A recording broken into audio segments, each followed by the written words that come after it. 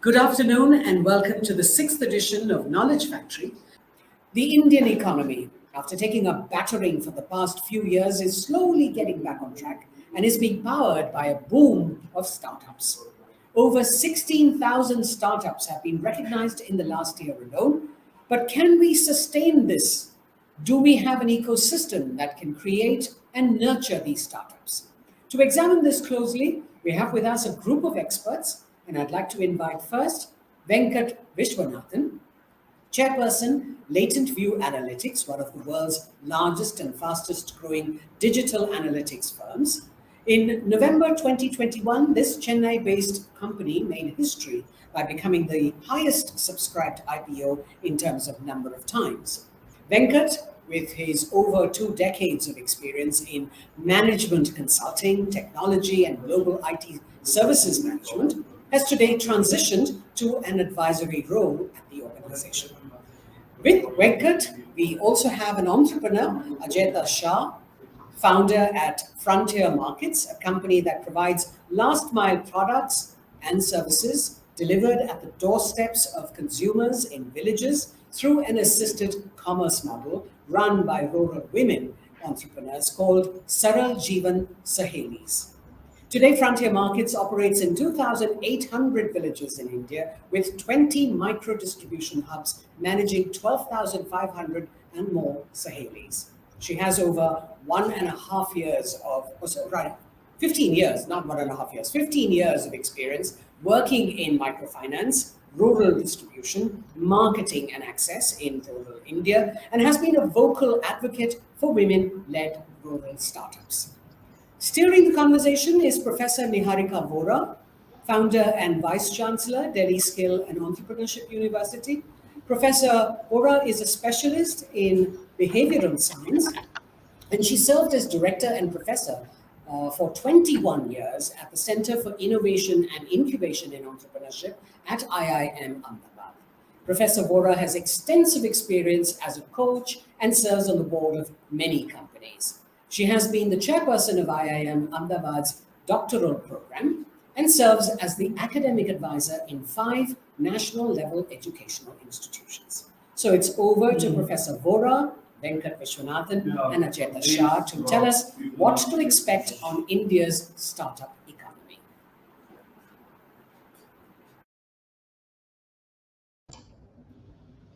Thank you, Renee, for introducing us, and welcome Venkat and Ajaita for joining the show. I think it's just right for both of you to be talking at a session which says the promise of India's startup economy. I think it's, very often when we say something has grown very well, it is typically in the larger metros that something has happened. But this time, at least on paper, 555 out of the 700 plus districts actually have a registered startup in the country. So whether it is 1 or 2, I don't know, but the fact is that more than 75 to 80% of the country's districts have a startup registered, which is really a good news, because what that means is that startups are not something that are only happening by the well-heeled, well-educated in the bigger towns of the country. So there's inclusive growth that's happening, but I think the nature of the beast is such that no matter what whether you start or not, failure is almost a given. And there will be, there are many places and many studies which show that most people are often successful in their 3rd startup, or those who are able to pivot from their original ideas are the ones who are the ones who survive most. So I think, given the fact that we have 2 very, very seasoned, entrepreneurs in the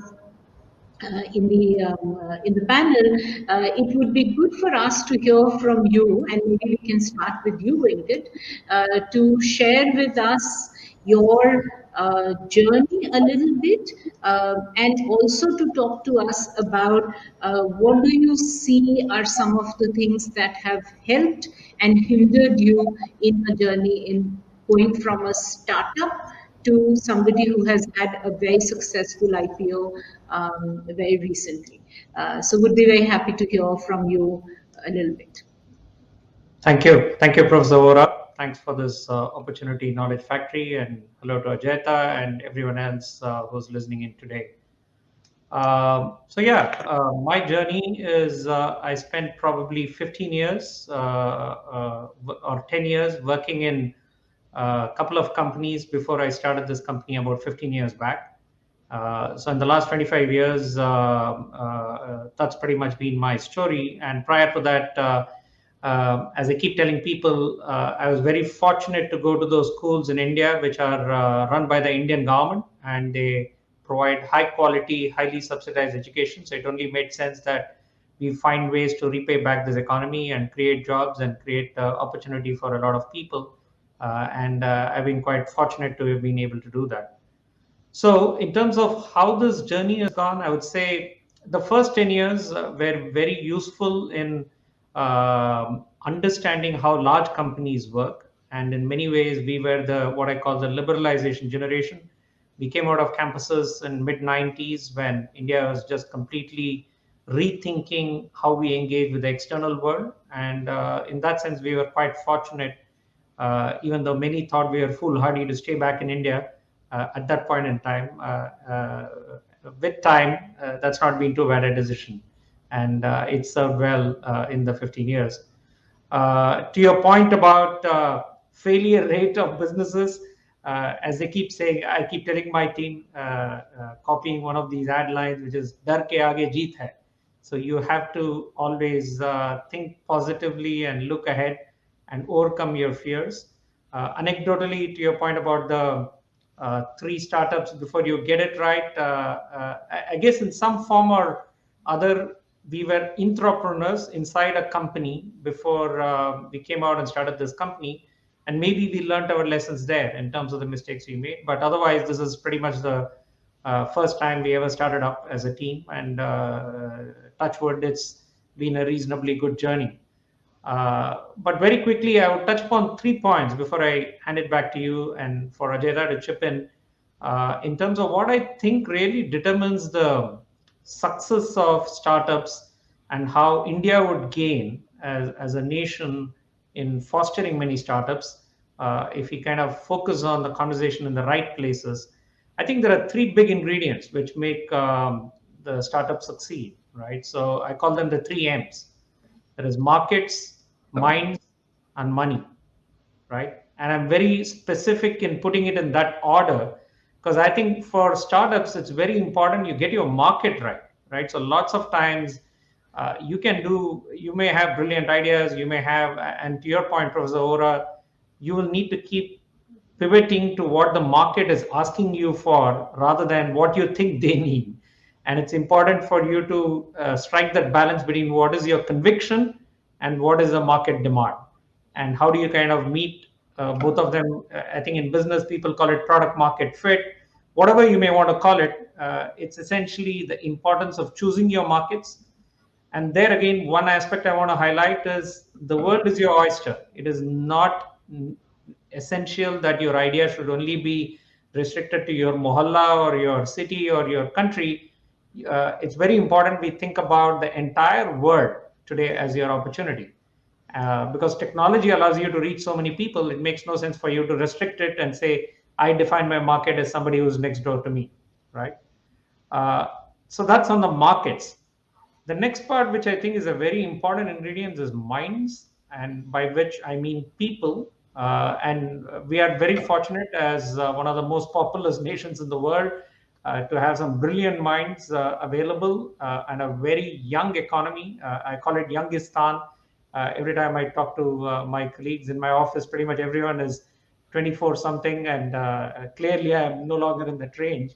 And it's very refreshing dealing with that generation, bubbling with ideas and finding the right people. So when you set up your initial team, it's very important you get that critical set of 15, 20 people who would really help you take your business forward. It's a team sport. It's not only what you do, it's what your team can do. And it's very important you pick the first 15, 20 well, because they then bring in the other successful people. So I feel there should be a lot more conversation on the minds. Then the third topic, which is money, which tends to take a lot of airwaves. But in my opinion, it's an ingredient for success for sure, but it's not the primary ingredient. And I can tell you from our personal experience, we were a bootstrap company. We didn't have a single rupee of external funding when we went public in India. Not a very common story, and not something I'm going to say everyone should do. It is really determined by what kind of market you're going after and what kind of investment is needed. But it just shows that it's possible to do. And there are other non-traditional forms of financing. And there is some virtue to frugality and setting up the tone of your business to always manage with limited means. Because when the means really improve, the discipline is well built in. And in some ways, as children of the 70s and 80s, I can tell you that's one of the biggest gifts our parents gave us. Maintain that frugality and financial discipline. If your needs are limited, you always have money. With that, I'm going to hand it back to Professor Vohra, and she can take off from here with others. Thank you, Venkat. I think you've mentioned some two, or actually all your points are very interesting. In the literature on entrepreneurship, there is a thought called effectuation, which is a kind of a logic that people use when they're entrepreneurs. And one of the principles of effectuation is affordable loss. And so I think you've really rightly pointed out that how much can I afford to lose is how typically expert entrepreneurs think, not how much, how much can we spend, but how much can I afford to lose, which is very contrary to what a lot of the startup numbers look like. Oh, they've attracted Series A funding and Series B funding and so on and so forth. And those numbers sometimes are completely unreadable because one doesn't really attach much value to them. But I think you've really raised the point that rather than running after expensive capital, it's important to look at what is it that I can afford to lose in building this capital, in building the business. And then, of course, there is a time when you can take a flight, but what time and when is a question that's very important. So Ajaita, maybe I'll come to you. So Venkat made the mistake of not going abroad, unlike many of his peers at a time. But you, in fact, made the opposite of coming to India and to set up a business, which is a very interesting story. So be very curious to hear from you how your experience of setting up business in India was, and what are some of your insights that you would like to share with people listening in terms of, what can they keep in mind when they're starting a business? Especially, I often say you need, the fish needs to get out of water to really know the value of water. So for you, you came in and so some things must have been very stark for you. So very happy to hear from you about your business a little bit, because maybe some people in the group don't know it who are listening in, and then to talk about your insights. Sure. Thank you so much. And again, it's I was very profusely nodding while Venkat, you were speaking. So you should know that obviously everything that you've said, I agree, and I'm a really big fan. So it's an honor and privilege to be a part of this conversation. So I just wanted to say hello and thank you to everyone for this opportunity. So the context, I feel like this question is asked to me all the time. Like, people leave India and go to America. What were you thinking leaving America to come to India? That too, rural India, and that too trying to solve, maybe, let's be clear, one of the hardest challenges on earth, which is rural supply chain. The answer for me has been really about the ethos of what I've always cared about, which is about where can you be able to provide the largest value and opportunity in the work that you do. And so from a very young age, I was very much wanting to think about this point. I think Venkat, you brought it up, which is like how we're not a citizen just within the community that we live in, but actually the reality is that it's very global. So what is your role as a global citizen, and where do you see the role and responsibility of the privilege that you have, which is the education and, you know, the base that you come from? And the fact is that, you know, in the 80s and way before that, even going into now, I mean, I was born in the 80s. And so I would say that the world was obviously shifting, right? There was a lot of chaos, there was a lot of confusion, but there was also a lot of collectivism. There was markets and opportunities and things that were really interesting that was happening, right? And, you know, the internet probably came in around the like early 90s, and literally there was a boom of change and shift, right? So all of a sudden it would be ridiculous to think that you weren't going to be wanting to see the world with a global lens. But I think also for me, it was about recognizing that I didn't want to just see the world with a global and a market lens, but also an impact lens, that there was a reality of responsibility that I wanted to take on about why, you know, there are billions of people in this world that ultimately are under a poverty line, where there's only a few people in this world that are ultimately living the best of their lives. And really, that's what motivated me to come to India. I graduated from college. I was literally 20 years old. And this is kind of linked to one of my advices that I would give to anyone that wants to be in the startup industry. Please first spend time working with other organizations and get experience on the ground to truly understand what is it that you're looking to do and why, right? So you can holistically understand the nuances of your market, the nuances of your competition, the nuances of the opportunities, versus sitting in an ivory tower and thinking you have the best idea that deserves money to then get started and assume it's going to scale. And I think that's probably one of the largest reasons why we see a lot of startups fail, right? Because they're coming in with the lens of thinking that their idea is worth implementing. And 9 out of 10 times it's not, or it's not new, right? Or it's not deep enough in terms of thought, right, to bring that out. And for me, getting a chance to spend those first 10 years in India, in rural India, working in microfinance was the game changer, right? I mean, I felt like the luckiest 20-year-old that was literally sitting with pioneers of the microfinance sector, right? Shomit Ghosh from Ujjivan, or Vikramakula from SKS, or Vijay Mahajan from Bandhan, and working with pioneers of the sector to really start understanding how do we deliver an impact company, right? Providing loans to rural women at scale. And that was the best experience of my life, because it was also the rise, demise, evolution, and revolution of a sector, right? So, you know, the microfinance industry was really evolving into something that, you know, as a 20-year-old, you're witnessing and you're getting involved in a really crazy way.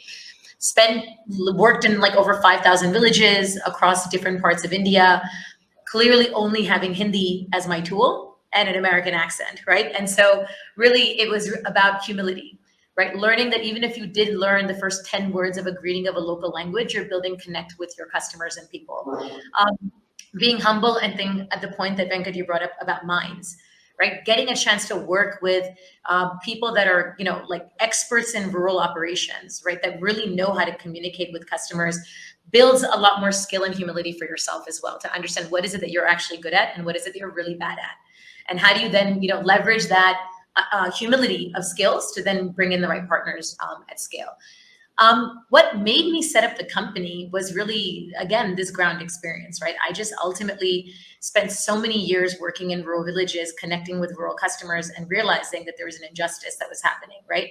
Rural people were not being seen as dignified customers. They were being seen as poor beneficiaries. So solutions that were being dumped on them weren't effectively working, right? And there are a lot of vulnerable challenges and realities of rural India, right? Whether it's electrification, internet connectivity, road connectivity, healthcare challenges, water, I mean, you name it. So how do we expect 800 million people that are really the mass of our country, right, to become the rightful owners of decision making, right? And that's really what motivated me to set up Frontier Markets. I said, rural people are not beneficiaries; they're dignified customers. It's the largest rural market. It's the largest market opportunity if you understand it with the right lens.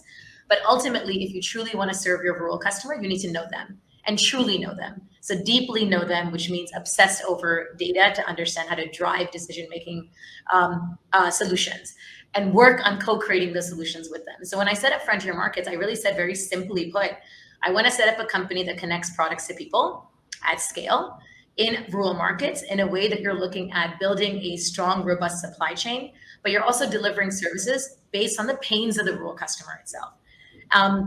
And I realized very quickly, and it's funny that we're saying it takes pivots to survive. I mean, Frontier Markets is 10 years old, but literally it's rebirthed 3 times, right? I mean, in these 10 years, because rural India has evolved drastically in these last 10 years. And so we started off as a clean energy company, like a clean energy distribution company.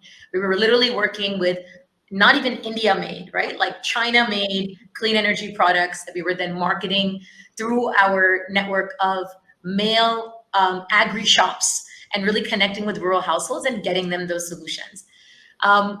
In 2015, our first pivot happened where we realized very quickly that after having 50,000 customers buy clean energy products, the reality was that the users of our solutions were not the men that were buying the products, but they were women.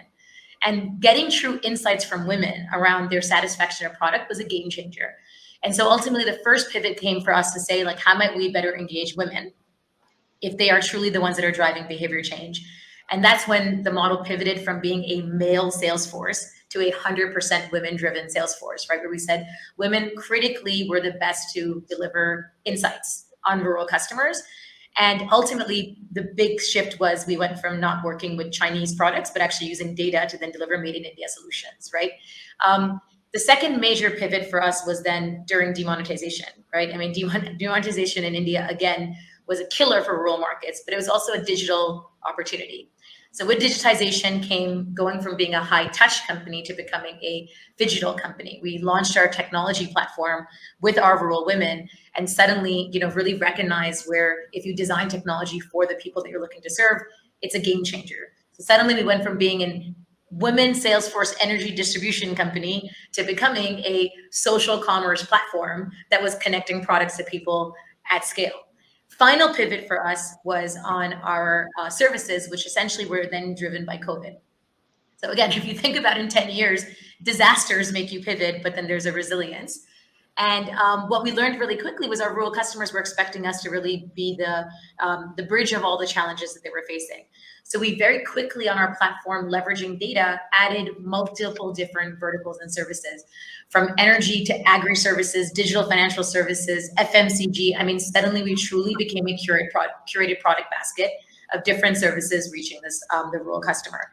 So what are we today? We are a multi-product, multi-service platform that connects all different companies to rural customers at the doorstep, leveraging this incredible digitally savvy network of women entrepreneurs, right? Who are earning real income, and rural customers are getting access to tens of millions of solutions.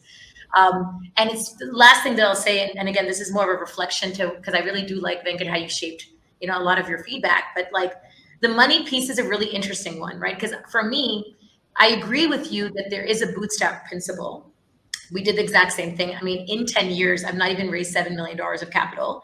We've been profitable as a business for the last 6 years, and we've been scaling. But at some point, you realize that sometimes you're making the wrong decisions by not raising enough capital.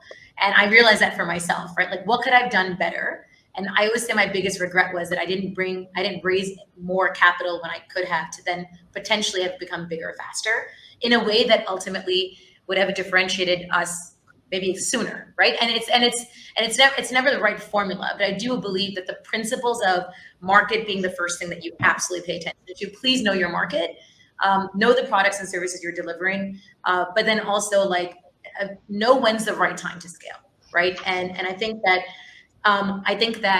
my big advice to a lot of startups is that please don't think that scale and unicorn is your goal, because ultimately the biggest failures happen when people think that they should just get big at loss, and their thesis is ridiculous because the thesis has never been proven, right? And so when you suddenly take all this money and you have millions of users, but you're a loss-making business, you just really bled, right? And you're essentially then destroying an industry. And we've seen this happen so many times, right? I mean, my own industry today, we know, controversially, is looking at very critical players that have made mistakes. And so where do you balance those things, I think, is really critical. The other thing I'll say to the folks that are listening in the startup community, start young to not start your company, start young to get your experience, right? So I think given the youth that's on this call, I strongly encourage you to really work with existing startups, work with existing organizations, and get those 2-3 years of experience, because it's like the best education on earth, which will then give you the understanding to set up your startup. And then when you do it that way, the world is your oyster, and it becomes very exciting to see where your support, where your network really does help when you're trying to build companies from scratch that can become, the big unicorns in the future. So I'll stop there. Thank you so much, Ajaita, for your very interesting way in which you've put your experience together. And I think I really like the advice that you're giving is, get your feet in before you want to start to fly. And I think it's really important to be able to know a little bit of the ropes before you want to start doing things, which is very good advice. But a lot of times there's also impatience among the youth saying, I don't have time, I don't want to serve in, I don't want to be somebody's employee, I don't want to be under somebody, and all of that. And again, I completely resonate with what you say, that if you're, and this is something I'd like to hear from both of you, if your motivation to run a business is because you want to be your own boss and not have to report to anybody, then maybe you're barking up the wrong tree. Because at the end of the day, you run a business, you start up to solve a problem. And it could be a small or a big problem, but the fact is that it's important to be able to solve a problem rather than to see it as a lifestyle choice. This is how I want to be, or this is who I want to be. The funniest thing to me though about that statement, right? That like if you really want to be your own if you want to be a boss, I'm sorry, running the business is the exact opposite, right? You're actually like the biggest servant. You're not the boss, right? Everybody else is the boss, right? Your customer is the boss. Your employees are the boss. Your shareholders are the boss. So I always find it funny because you're right. People say that, oh, I want to be my own boss. I want to set up a company. And I'm like, yeah, no. That you're better off being a manager of a company, right? And being an employee. So I completely agree with you on that piece. And the only other thing that I'll say is that I think that problem solving with humility and dignity, right? Like I think that, and I think that's probably the reason why I keep saying get your feet wet, because then you'll start recognizing that the problem that you're trying to solve might be something else, right? And I think that, but I do agree with you. I think the best entrepreneurs are people that are like hell bent on wanting to solve problems, and that's probably what makes them very crazy, resilient, or adamant, right? Into trying to find ways to make it work. So yeah, resonate with that completely. Thank you. Yeah, probably another way to kind of say the same thing is framing the problem, right? So which is, and you may not get it right the first time, but I think it's very important for young companies to spend a lot of time understanding what is the problem they are solving, right? And not run to the solution. The solution will come to you when you have defined your problem well enough. Because I meet a lot of young entrepreneurs where they believe they have the solution ready. And I'm saying, hey, there's no rush to get to the solution. Why don't you talk to your potential customers? Why don't we engage with the market? Why don't you spend more time understanding the market and then define a set of problems? It need not be a single problem. And then you prioritize, and then you find, okay, this problem seems most worthy to solve, and then work on a solution. And the more time you spend upfront in defining problems, you'll save yourself a lot of capital, a lot of burned relationships, all kinds of issues that you will potentially have if you run after the wrong problem. So Venkat, I want to ask another question to you. And Ajaita very beautifully said that you have to have humility and dignity for the other. And it is often thought that this is only true for if you're working in the social sector. Would you like to say something about the same point from your perspective of running a business which is very, what is it? Right brain, data. It's more left brain maybe, but yeah, very quantitative. Yeah. So let me, first of all, I have a lot of admiration for people like Ajaita who have the not just the courage to start something like this, but have the gumption and the ability to kind of work through all the challenges I'm sure she has faced in the last 10 years in rural India. And I would be the first to accept I barely understand even rural Chennai, let alone go down to rural India. And the amount of time I have spent outside an urban setting in India is very limited, right? So it takes a lot of courage to kind of do what she has done. But I think the good thing about business is a lot of issues are very transferable. It doesn't really matter whether we are serving the bottom of the pyramid or we are selling to rich customers the way we do. We sell to international customers. We sell to the biggest corporations in the world. So in some sense, we live in an ivory tower and in a bubble. But having said that, it always helps that our teams. One of the characteristics we always look for is how grounded these people are, because it's important for you to have that humility to accept that I may not have all the answers to what the customer is asking for, but I'm happy to engage in a conversation so that we discover that answer, right? And Ajaita, it's so true what you talk about servant leadership. I remember the first couple of years in our office, we were in a very less glamorous place because I'm always stingy about money and wasting money. And I had to go out every afternoon. If the chai guy doesn't turn up, I have to go figure a way to buy chai and ensure the team has the fuel for it to be running. It's not the junior most person in the office, it's my time, which gets allocated for it.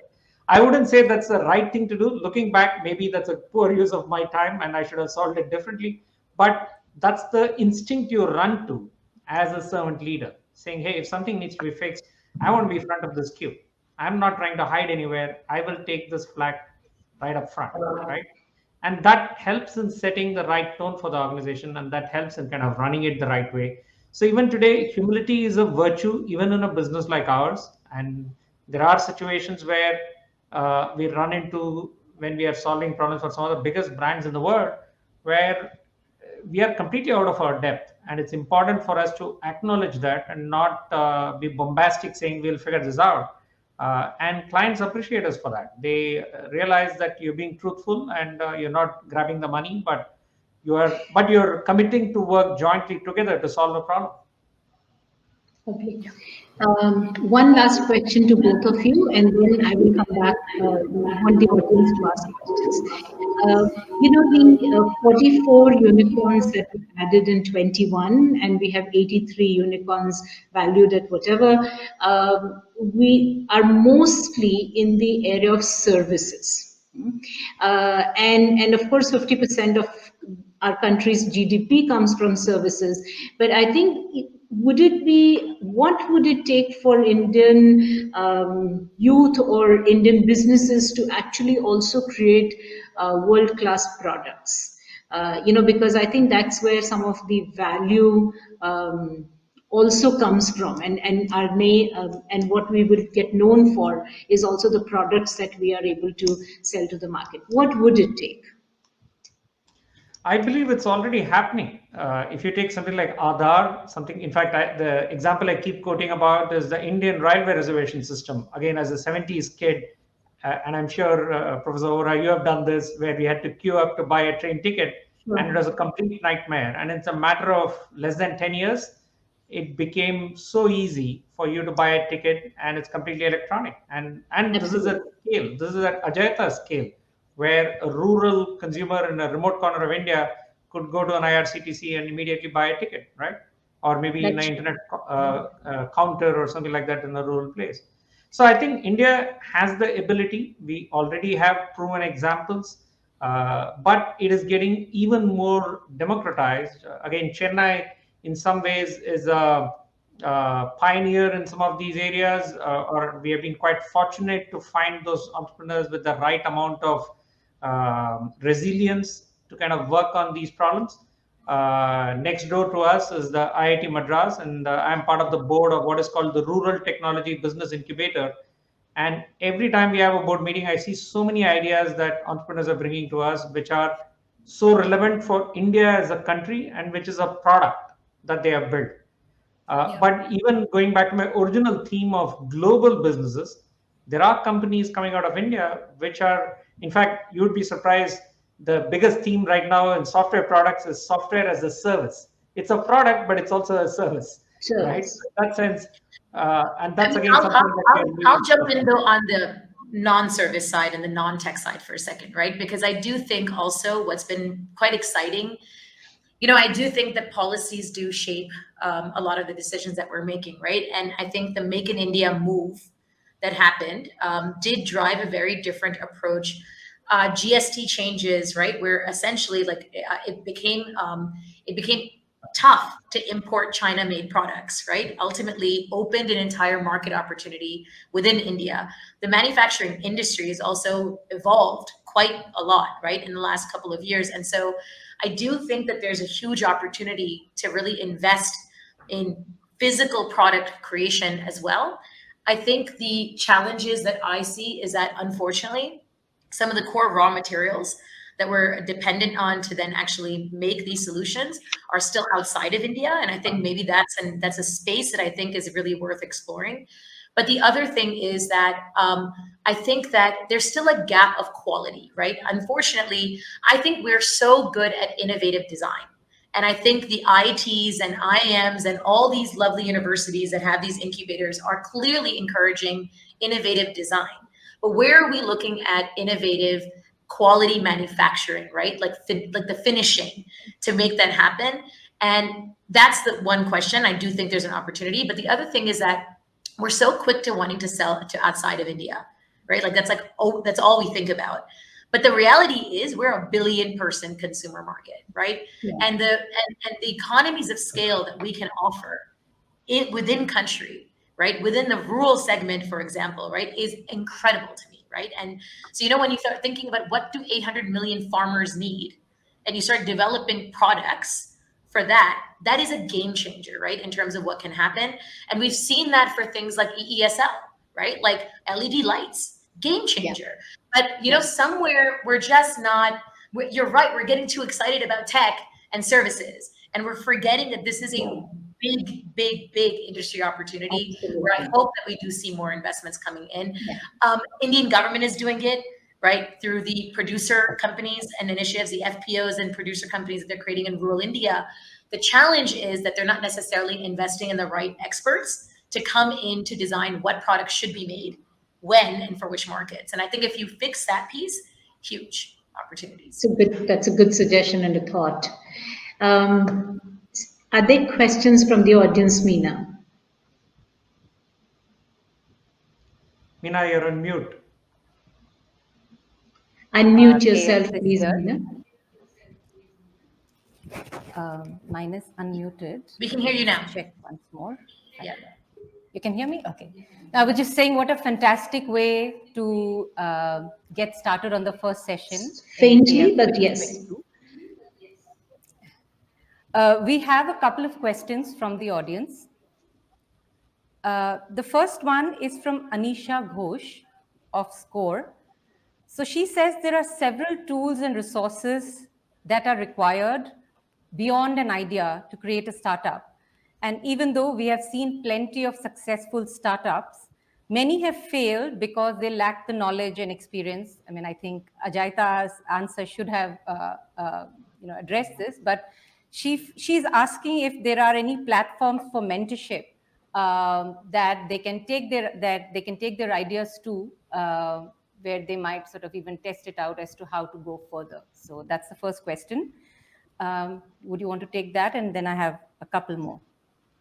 I think we'll do it really short and sweet. I think the answer is yes. There are like hundreds, if not thousands, of incubators now and platforms, even registering on Startup India or registering. I mean, especially because the Women Entrepreneur platform from Niti Aayog, right? There's an incredible ecosystem now for where you can get mentorship, guidance, connect, and get incubated. I mean, I'm sure, Venkat, you're probably on the board of many of these incubators yourself. So I'm sure that you could probably give like a laundry list of how many that are available. But the ecosystem has become quite robust since Startup India became an initiative. And so it's available. The second question is kind of, sorry. The second question is sort of like a lead up to this one. saying, there has been a lot of talk of how the future of startups is in India. So how do you think startups are really boosting our economy? Is it just a short-term dream, or is it a long-term phenomenon? This is from Sthita Pragnan Parija. Maybe I can take a stab, and then Ajaita, feel free to jump in. So I think India is just one of maybe 5, 6 large economies where there's a big trend in terms of capital chasing ideas, and there is an opportunity to create a startup. I believe this is a long-term trend, and we have incredible business history, as in among the first stock exchanges of the world was in India, right? And India was 25% of the world trade less than 500 years back. So it's not as if this is something new to our nation and it's something new to our population. So there is enough risk-taking ability. There are enough communities who are specialized in trading and merchandise for many generations.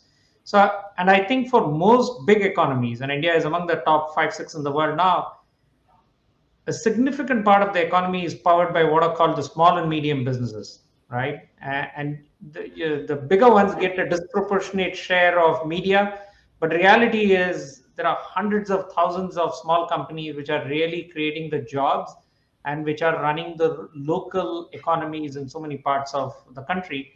So not only is this a sustainable trend, it is a very desirable trend, and it's something that with policy inputs, with role models, with push from different segments of the economy, we should all kind of help in creating all these companies.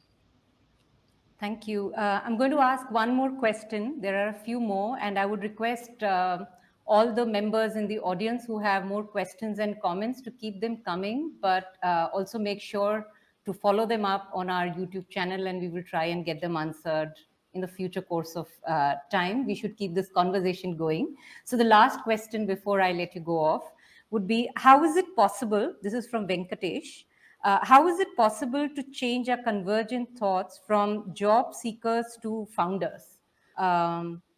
This is from, Varun, Alfred D'Souza, and Venkatesh. How Actually, is it there's possible nothing to wrong. change our convergent thoughts from job seekers to founders or startups? Yeah, I think Ajaita talked about this. There's nothing wrong in being a job seeker. It's we've all been there. It's a good thing to do. It's the way you learn your trade, and it's important you spend the time doing that before you become a founder. And again, there's nothing so glamorous about a founder. You're just another employee, right? And you're just serving the shareholders of the business. And in some ways, you're sharing, if not a big shareholder, you're serving the inherent need you have for creating something, right? So in that sense, both these are nice titles to have. But if you ask me from a nation's perspective, yes, we need enough job creators so that we are not dependent on the government to run this economy. There is enough private enterprise and the economy is running perfectly well. But we also need enough job seekers. And we are a country of, 800 million young people coming into the workforce or staying in the workforce over the last 10 years. And this number is not going to go down. So we need enough people ready to work even as enough enterprises get created. Yeah, and the only other thing I'll just add to that is that there's an appetite shift that we also need to really recognize, right? I mean, job seekers, it is nice to be in a job seeking place because there's security, predictability, and there's like some level of ease. To switch from that means that you have to be ready with an appetite of very serious risk and very little reward, right? And I think that that's really, really the fundamental shift that I would see. And it's not an easy thing. I think when people go, oh, everyone should become an entrepreneur, I'm like, honestly, I feel like that's not true at all. And ultimately, if we start kind of understanding that mindset, I think it's really critical. I always say this, there's nothing sexy about being a founder. I was like, at all. And so ultimately, we need to really be able to push that. So while we know that it's a great idea to push startup economies, but it's also really exciting to see where those startups will be flourished with great talent to then be able to rise. So if I were to just interject for one of the things you said, which is very little reward, I don't believe so. As in the reward is unpredictable, but it is very rewarding being an entrepreneur. Maybe monetarily it's unpredictable, but you will be rewarded in the learnings, in the connections you make, in the confidence you build, the personality that you change. Everything is very rewarding. Even monetarily, it's a business of high highs and low lows. As long as you know how to handle the highs and lows, you would find it is rewarding the longer you stay. Fair enough. Thank you, Neharika. Thank you. So I just wanted to add that. Just wanted to thank you both, Venkat and Ajaita, for your very insightful and honest and authentic comments. I would just, to the audience, I would just say, would like to begin with the fact that yes, it's really important. It's a good thing to be a founder, but I think it's also important to invest in yourself and learn the skills around understanding the market, skills around understanding people and managing them, and the skills around attracting and managing your money and everything else that we've spoken about. So it's not something that you do just to have fun, but it is something that requires a fair amount of skill, and hope each one of you do well in it. Thank you. Thank you, Professor. Thank you, Ajaita. Thanks, Venkat. Thank you.